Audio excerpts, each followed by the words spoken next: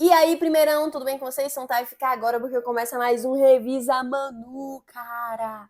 E no Revisa Manu de hoje, a Manu tá aqui para fazer uma breve revisão sobre diáspora africana, escravismo e racismo, porque não tem como a gente falar de escravismo sem falar sobre as consequências desse processo de escravismo que vai começar no século XVI. Uma coisa importante da gente entender é que raça é diferente de etnia. O conceito de raça humana, ele significa, o conceito de raça significa raça humana. E ele foi utilizado, esse conceito de raça humana, até o século XVI. E hoje em dia se entende também raça enquanto raça humana, ou seja, raça se restringe à classificação de animais. Como o ser humano, ele pertence a uma única etnia, de um animal racional, logo, ele é da raça humana. Só que no século XVI, o que aconteceu? Muitos envolvidos no processo de neocolonialismo, principalmente as grandes potências que partilharam a África aí no século XIX, nesse início de colonização também no século XVI, eles começaram a utilizar algumas definições para falar que não era assim, que raça significavam etnias. E etnia é o quê? É um grupo étnico, é um grupo de pessoas que vão se formar a partir do seu idioma em comum e a partir também da sua forma de viver, da sua cultura. Então, etnia é diferente de raça, só que no século XVI eles começaram a utilizar essa definição que hoje a gente entende enquanto etnia para falar que isso eram raças diferentes. E não é, não é verdade? Só que a gente usa o termo racismo para ressignificar isso, porque o processo de escravismo, como a gente conhece atualmente, começou na modernidade. Porque na antiguidade já existia escravidão, mas a escravidão era por meio de guerras e dívidas. Contudo, a partir do século XVI, essa escravidão que já existia no continente africano, assim como em outros continentes europeus, que era um grupo de pessoas escravizando o outro por conta de guerras ou dívidas, como, por exemplo, os hebreus foram colonizados pelos babilônicos, já existia esse tipo de escravidão. Só que quando começa o processo de exploração territorial, o processo de colonização, que vai vir dessas ideias do mercantilismo, os europeus começam a precisar de uma alta quantidade de mão de obras. E para conseguir essa mão de obra, ele vai começar a comercializar com as suas colônias, né? Eles tinham feitorias ali no continente africano, que foi o local onde eles deram a volta pelo Cabo do Borjador, ali no final do continente africano, para poder chegar até as Índias, e eles tinham instaurado feitorias ali. Eles começaram a estipular algum tipo de comércio com esses povos africanos que antes eram desconhecidos para o europeu. Isso aqui é importante pontuar também, porque a África conhecida pelo europeu era a África acima do deserto do Saara. O deserto do Saara é uma barreira natural e foi por muito tempo uma barreira natural por meio da terra. Quando eles começaram o processo de expansão marítima, essa África aqui tinha aqui o deserto do Saara, que é essa região aqui onde estão os meus olhos, e aqui a região abaixo do deserto do Saara. Então, essa região foi conhecida pelo europeu a partir do século XVI, que é a chamada África subsaariana. Quando o europeu tem contato e percebe que existe uma alta demanda também, depois de um tempo já, quando começa principalmente a instauração das capitanias hereditárias no Brasil, que precisa de mão de obra, ele percebe uma oportunidade de ter lucro no comércio, no escambo feito ali, tanto com os africanos quanto no comércio de pessoas que ele vai fazer no Atlântico para vender para os capitães donatários que estão chegando ali no Brasil. Então, para poder obter lucro de todos os lados, eles começam a traficar pessoas. E isso vai ser algo extremamente novo. Daí começa um novo tipo de escravidão, que vai ser essa escravidão conhecida na modernidade, que é essa escravidão que começa a partir da subjugação do sujeito a ponto de tirarem essa identidade do sujeito. Isso é muito importante de entender, porque muitas pessoas falam que esse tipo de escravidão já existia. Gente, esse tipo de escravidão vai ter início na modernidade, quando eu entendo que eu preciso de mão de obra e eu começo a tratar aquela mão de obra como se fosse simplesmente uma mercadoria, um objeto. Aquela pessoa não tem direito de construir família. Ah, professora, mas os eunucos e os islâmicos, gente, vai ser diferente. Todo tipo de relacionamento, quando eu estou falando, tem influência do povo, tem influência cultural do período, então vai ser diferente o que vai acontecer na modernidade nesse período, ok? Então vai começar esse processo de escravismo justamente por conta dessa necessidade de mão de obra barata para a economia. Então, mesmo após todo esse processo histórico que vai acontecer no Brasil, de subjugação desses africanos, trazer eles para cá, trocar a mão de obra indígena pela mão de obra africana, mas vai ter algumas capitanias que vão continuar usando a mão de obra indígena. Então, isso tudo vai trazer consequências históricas para o nosso país, é inegável isso. Não tem como a gente negar que tem uma consequência histórica. E a consequência histórica do escravismo no Brasil vai ser o racismo. E eu não digo não só no Brasil, mas no mundo inteiro. Porque a partir do momento que no século XVI o europeu diz que existem raças superiores e raças inferiores, que existem essa distinção de raça, para ele chegar no século XIX com a teoria do darwinismo social e utilizar isso para dizer que existe superior e inferior é um salto, porque essa concepção já existia minimamente na cabeça do europeu que escravizava outros povos.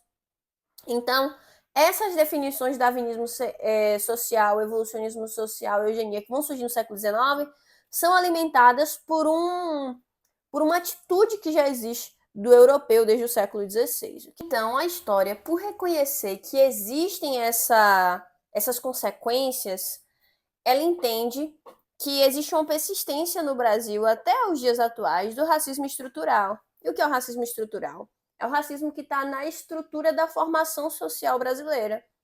Nós fomos formados a partir da subjugação de alguns povos em detrimento de outros. Logo, isso traz um legado para a nossa história.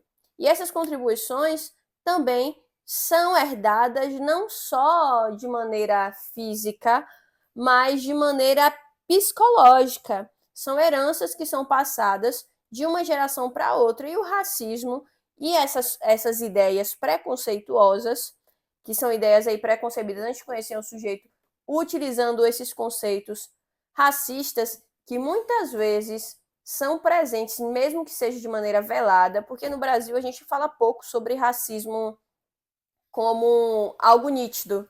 Se fala mais do racismo velado. É mais comum você ver a prática do racismo velado no Brasil, que é aquele racismo disfarçado, que é, não sou racista, não. Mas aí você fala, não, aquela menina que estava no caixa, uma branquinha, por esses termos aí, só pelo dilema das cores que você usa para falar sobre as pessoas, não se refere necessariamente à roupa, mas se refere à cor da pele. Daí você já vê que tem algum tipo de problema nessa sociedade. Até porque no século XIX, né, principalmente aí no período do Segundo Reinado, foi adotada uma política chamada política de embranquecimento, onde incentivava a vinda de europeus para o Brasil para promover um branqueamento, né, para que as pessoas automaticamente começassem a ficar brancas, já que a gente tem, por exemplo, Salvador, que é o local fora do continente africano onde tem a maior quantidade de população negra do país, né? É importante que exista um reconhecimento que existiram, sim, essas injustiças históricas contra alguns grupos marginalizados. Essa ideia de reparação histórica é reconhecer e reparar injustiças históricas. Tem como a gente reparar completamente? Não, porque aquela pessoa que estava lá no pós-abolição, que não teve direito à educação, não teve direito de ser inserido no mercado de trabalho, não vai ter esse direito. Às vezes, os seus descendentes já têm, de alguma forma, esse acesso, mas a ideia não é perceber que eu, por ser descendente de pessoas que vieram do continente africano, por exemplo, provavelmente meu bisavô era, mas não é porque eu sou descendente que necessariamente eu preciso que essa reparação seja feita para mim aqui na Bahia, já que eu tive alguns privilégios, entendo eu, algum acesso à educação, mas talvez outra pessoa precise. A reparação histórica, ela ocorre, mas ela não é perfeita, né? Não vai acontecer. Por exemplo, uma manifestação da reparação é a questão das cotas, que alguma parte das pessoas concordam e outras não. A gente fez, inclusive, um debate aí falando sobre reparação histórica sobre isso.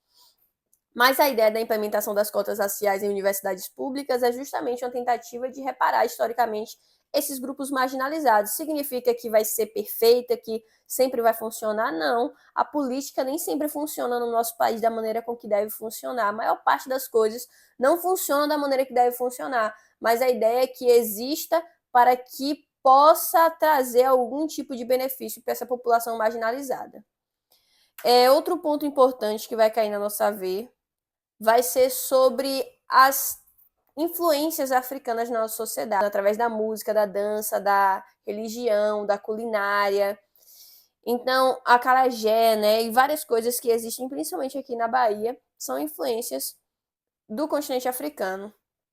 Por isso, o objetivo central das comunidades, principalmente remanescentes quilombolas, são preservar a memória e garantir os direitos das comunidades que sobraram, das comunidades remanescentes.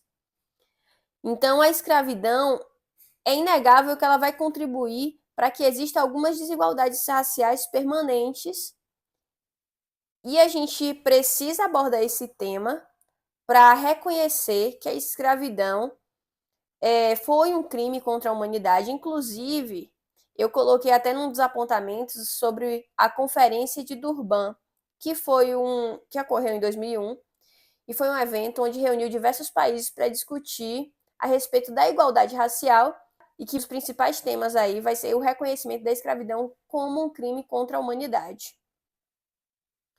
Então, é importante que exista, sim, a ideia principal aí para minimizar essas desigualdades históricas é ampliar ações afirmativas e fortalecer a educação afro-brasileira. Tem até algumas leis, principalmente na lei estadual, da lei do estado da Bahia, que vem falando sobre esse fortalecimento da cultura afro-brasileira. Uma lei, que é a Lei 10.639 de 2003, que obriga, tá, a ensinarem sobre a história afro-brasileira nas escolas. Como a gente discutiu na sala, existem pessoas que são a favor e contra a reparação histórica. E esse discurso, ele abarcou até vários monumentos espalhados pelo Brasil e pelo mundo, onde várias pessoas começaram a se posicionar a favor e contra os monumentos, porque esses monumentos eles vão representar, muitas vezes, pessoas que escravizavam outras pessoas. Então, os opositores à derrubada da estátua, as pessoas que não concordavam que derrubasse aquela estátua, entendiam que era importante preservar pelo valor histórico. As pessoas que se manifestavam a favor da destruição da estátua, eles queriam a reparação histórica, denunciando a injustiça daquele personagem histórico. E os arquitetos e urbanistas, eles falavam que existia assim esse dilema no movimento, porque de um lado expressa o desejo de cultivar a arte na sociedade, do outro aponta que é necessário acabar com esse estigma de herói. Então vai ser isso que vai cair na nossa prova sobre escravismo e as consequências do escravismo. Vocês vão sair super bem, vestirar de letra. Beijos e tchau, tchau!